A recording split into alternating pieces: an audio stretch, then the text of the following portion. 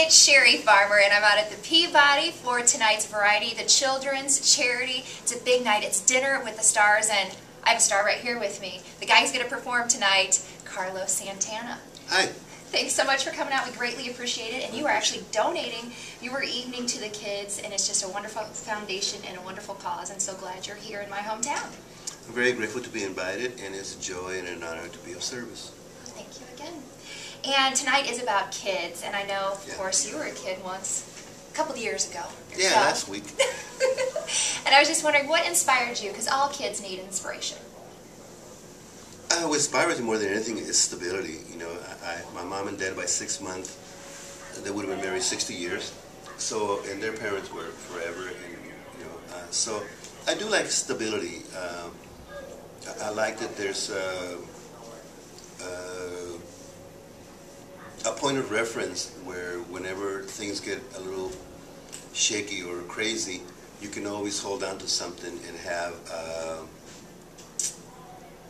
not only a moment, but an eternity of clarity. Mm-hmm. And you were, what, 5 years old when you started playing the guitar? Well, I started playing the violin when I was young, okay. But I started like around probably 11, 12 when I started playing with the guitar.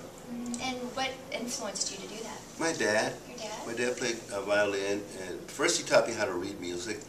Then he taught me how to play the violin, and then he realized that I didn't like the violin so much. It's a very difficult, challenging instrument to play, you know, very temperamental instrument. And so the guitar is more forgiving, you know. It places in the shape of a woman, you know, how can you resist that, you know? Nice. So the violin is not so much. No, I love the guitar better because I just felt like it was easier for me to find my voice.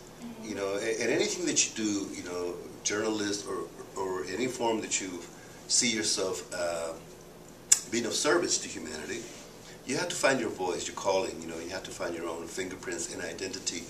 And I immediately found mine on guitar. And violin, I sounded like Jack Benny or like a pussycat in the alley, you know, like that. And I was like, I couldn't help it. I said, I can't stand myself the way I hear. And so fortunately, my father was gracious enough to allow me to challenge him and say, I don't want to do this. You know, I like music, but I don't want to play the violin. And he allowed me to, you know, to change my mind. Well, that's good. That's a good dad. Good dad, yeah. And you, growing up in Mexico, you were able to listen to American radio. Mm-hmm. What did you find most fascinating about that and inspiring? I like things that are really profoundly felt, like Mahalia Jackson or Muddy Waters or Miles Davis or Coltrane, or Billie Holiday. You know, I found things in America that the contribution from America to the world is Louis Armstrong and Billie Holiday, you know, and everything from Frank Sinatra to Tony Bennett, any kind of singer, they owe everything pretty much to Billie Holiday and Louis Armstrong because they invented the shoe. Everybody else created a style, but they invented that form of expression of singing, you know. And for me, I also learned, when I was a child, they called it música tropical. Now they call it salsa. But it's really African music, African rhythms, African colors. You make it sound so good when you say it like that. What? Música tropical. Música tropical. Hey. Música tropical, you know. And that covered music from the tropics, which is like all the islands, Puerto Rico, Cuba, Jamaica, whatever, you know. That's what they call it, música tropical. But all that music wouldn't be what it is without Africa.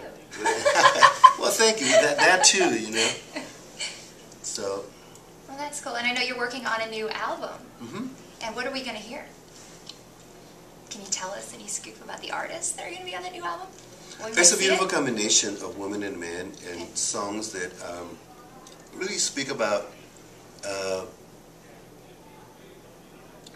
everyone has an urge to create, and that's a good thing. Everyone has fire in the belly and a volcano, and when we have an urgent urge to create, then you know you become a magnet and you attract this women and men from South America. That's the clue. It's a kind of supernatural Latin, you know, if you will.